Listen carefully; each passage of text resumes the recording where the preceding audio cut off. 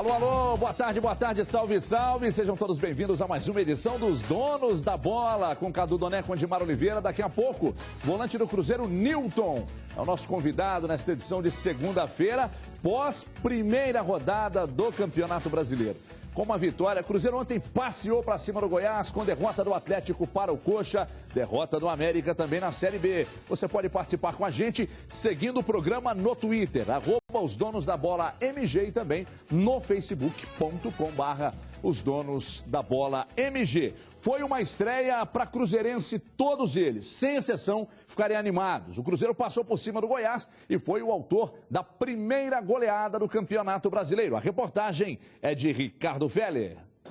Se o técnico Marcelo Oliveira pudesse imaginar uma estreia de Brasileirão perfeita para o Cruzeiro, como seria, hein? A perspectiva e a expectativa é sempre de grandes vitórias e esperamos que seja assim. Mas nem ele acreditou que seria tão fácil. A zaga do Goiás ajudou o Diego Souza. O experiente goleiro Arley deu aquela força para Bruno Rodrigo.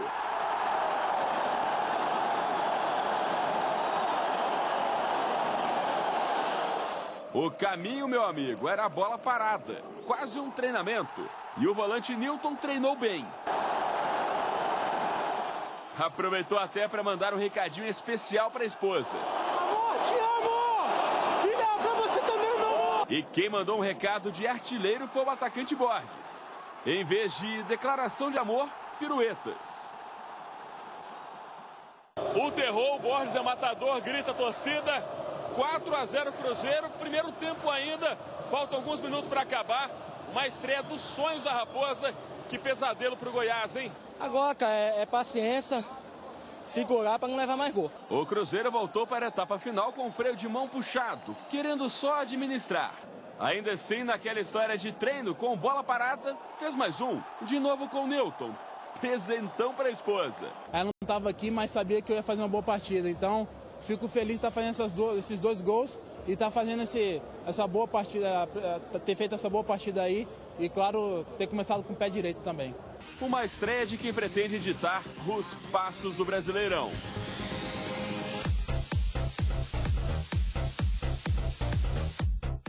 Todo mundo de parabéns por tudo que fez aqui, mas a gente tem que assumir essa responsabilidade, porque o Cruzeiro é time grande e tem história, então a gente tem que resgatar essa tradição e bem, se Deus quiser, sim. Um resultado excepcional, sim. Acredito que somos líderes hoje, né? Temos esse gostinho na primeira rodada e a gente tem que conviver com isso, com vitórias importantes e na parte de cima da tabela. A vitória é fácil do Cruzeiro, mas foi fácil. O Cruzeiro deitou no Goiás ontem, né? Ela não pode ser diminuída com a péssima qualidade desse time do Goiás, né? A gente não pode... o time do Goiás não pode ter respeito da gente com Walter. O Walter tá que nem eu. O Walter tá pesando 120 quilos tranquilamente. Com Araújo, com Renan Oliveira armando, com Dudu Cearense no banco, com Vitor na lateral direita, né? Mas nada disso diminui a esplêndida vitória do Cruzeiro, que passeou em campo, fez o jogo ficar fácil. Uma bela atuação desse que está aí no seu vídeo, Diego Souza, outro que jogou muito, não só pelos gols também, o volantão Nilton. Aliás, o Cruzeiro ontem esteve realmente sensacional. Apenas um porém, né, Dilmara, que é exatamente o Everton Ribeiro, que tantas vezes a gente elogiou aqui, mas que de fato não vem jogando bem. Ontem o Marcelo Oliveira teve chance, inclusive, de testar um ou outro, né? A gente falou que os dois não conseguiam jogar juntos e acabou não fazendo. Para mim, o técnico Marcelo Oliveira errou mesmo goleando. E aí, Edmar? Duas coisas que eu acho que tem que ficar bem claras nessa partida é que, independentemente da condição do Goiás, o Cruzeiro jogou bem. Acho que uma coisa é a gente poder criticar uma equipe que está chegando, como é o caso do Goiás, e outra coisa é o Cruzeiro acertado que mostrou na primeira etapa, se utilizando de todos os seus recursos, o jogo pelos lados de campo, a bola aérea, o aproveitamento dos seus jogadores de frente e principalmente defensivos. O Goiás até tentou ser um pouco veloz naquela concepção de jogo, mas o Cruzeiro, através dos seus volantes, que estavam muito bem também na partida, conseguiu segurar a situação. Leandro Guerreiro também, né, Leandro Guerreiro muito bem também. E o Diego Souza, que deu uma movimentação fantástica. A questão do Everton Ribeiro é uma questão de posicionamento. O Everton Ribeiro não se encontra em campo, ele não sabe qual é a função dele, né? Não sabe ou taticamente não conseguiu incorporar a função que o Marcelo escolheu para ele.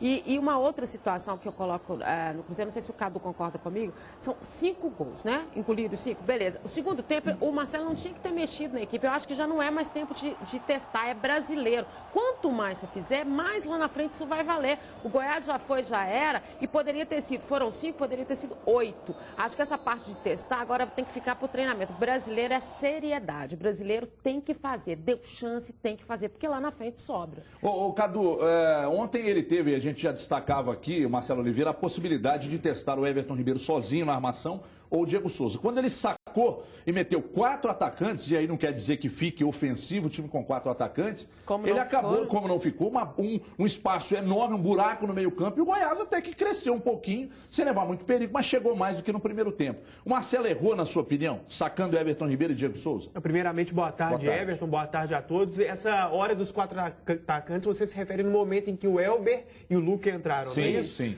Olha, sinceramente, não acho que errou, até em função do jogo do Resende, por exemplo. Foi muito parecido no seguinte aspecto. O Cruzeiro fez muitos gols rapidamente e depois tirou o pé, algo natural quando o time está ganhando com muita facilidade. E quando esses 2 caras entraram, como eles queriam mostrar muito serviço, o time voltou a ganhar um gás. E os 2 jogaram bem, principalmente o Luca. Então eu acho que ele não errou por esse aspecto. Mas tirou a armação da equipe. Mas assim, a equipe eu acho que naquele momento valia. Eu concordo com você no raciocínio de que o time não merece ficar sendo testado o tempo todo, de que tem que escolher uma cara coletiva e ir com esse time até para ir ganhando entrosamento e para fazer o maior número de gols possível. Nisso eu concordo. Agora, ontem, particularmente, eu também colocaria o Elber e o Luca. A torcida cobra a presença dos 2. O Elber é um cara que tem um certo carisma ali com a massa, com a torcida, por ser da base. Então, eu acho que ele acertou nesse sentido. E, ô Everton, com relação ao que a gente falou na abertura aqui,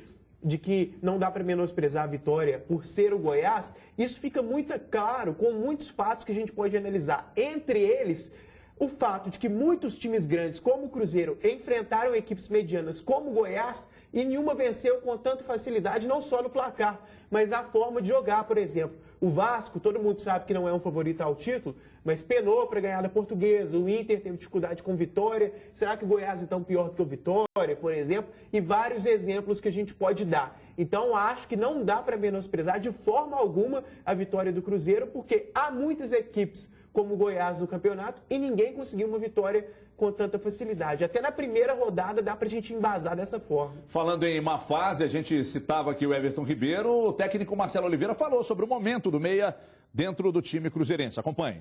A visão do técnico ela é um pouco mais ampla. Eu acho que ele está cumprindo muito bem taticamente, porque quando você joga só com 2 volantes e 3 meias, um deles tem que estar participando sempre da marcação, vindo, e porque se tornou um jogador também muito marcado. Mas é um atleta que eu confio muito, ele é de muita criatividade, tem talento, uma jogada ou outra ele pode decidir um jogo.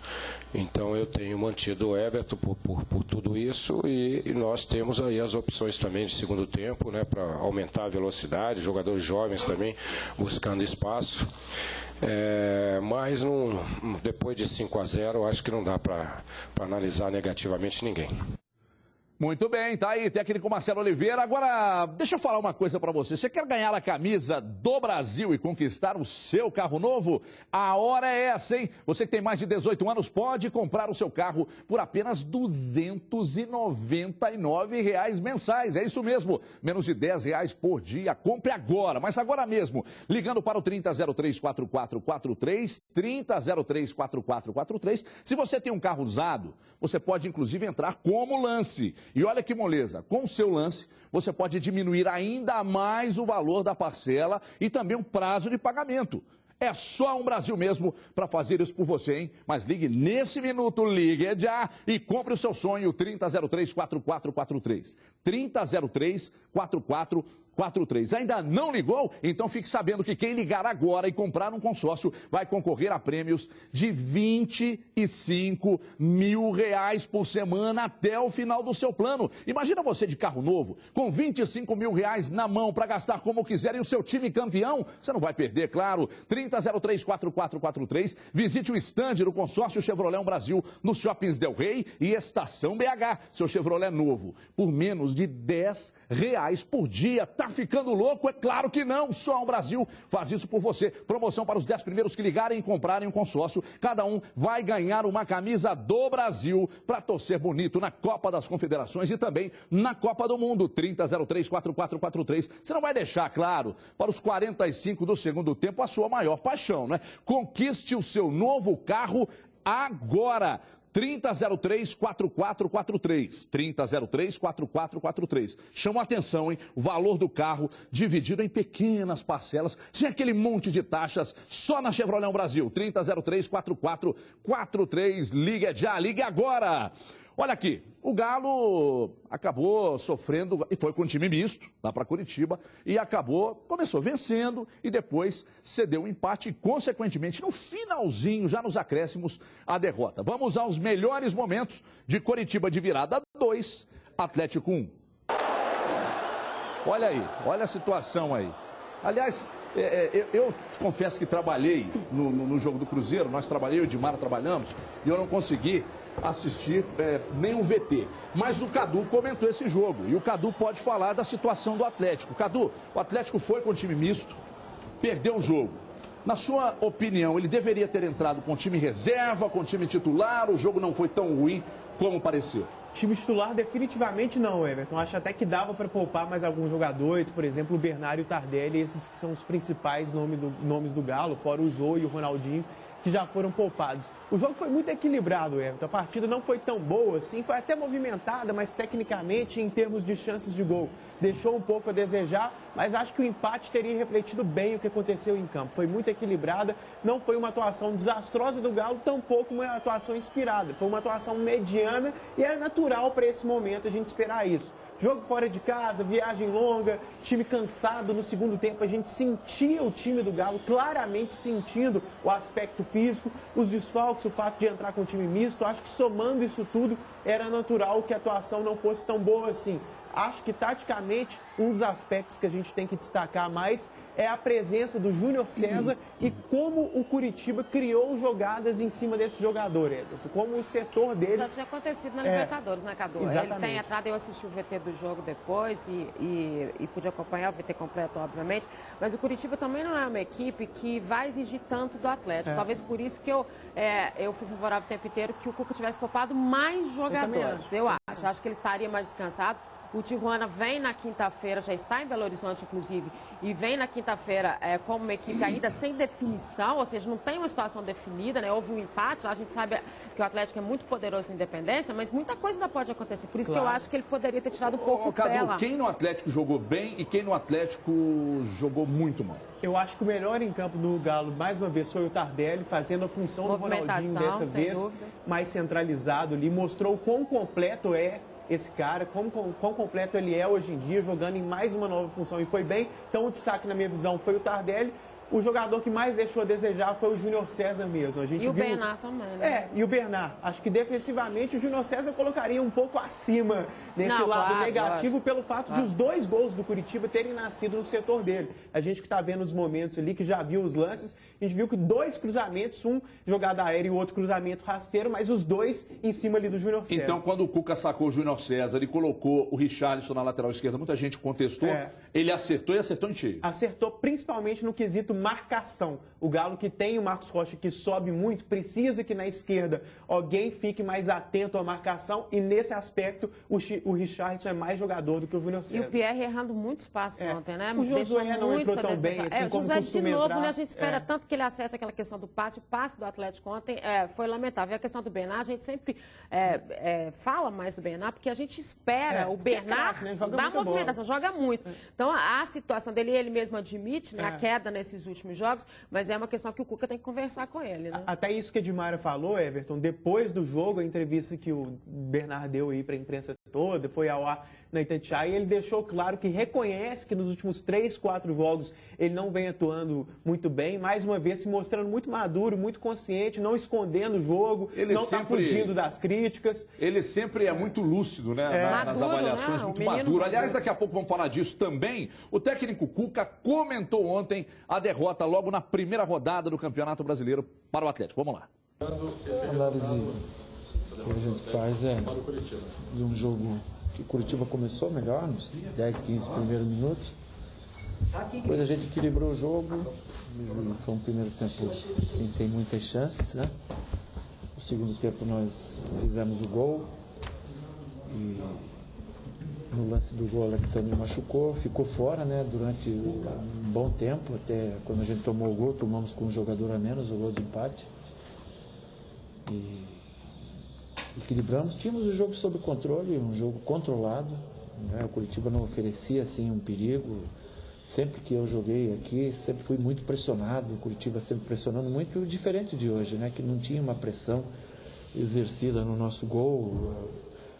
A bola, o cabeceio do David foi gol, e uma outra chance que a gente estava esperando para montar a barreira, o juiz deixou bater rápido, foi a outra oportunidade do Curitiba. No mais, um jogo muito controlado, até o lance do gol do Curitiba, a gente tinha 3 na bola e não agredimos a bola, cercamos, e o Lincoln acabou tirando um cruzamento rasteiro, minuto 46, e acabamos tomando o gol. E um pouquinho antes entramos na cara do gol para fazer o gol com o Luan, e o Vanderlei pegou bem. Então a gente poderia ter ganho aos 41 e acabamos perdendo aos 46.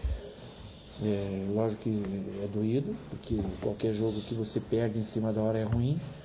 Mas o futebol é assim, não é quinta-feira lá no México, vencemos aos 46 e ficamos todos felizes, e hoje estamos tristes porque perdemos aos 46. Hoje o Curitiba está feliz, amanhã depois ele toma um gol aos 46 e assim é a vida.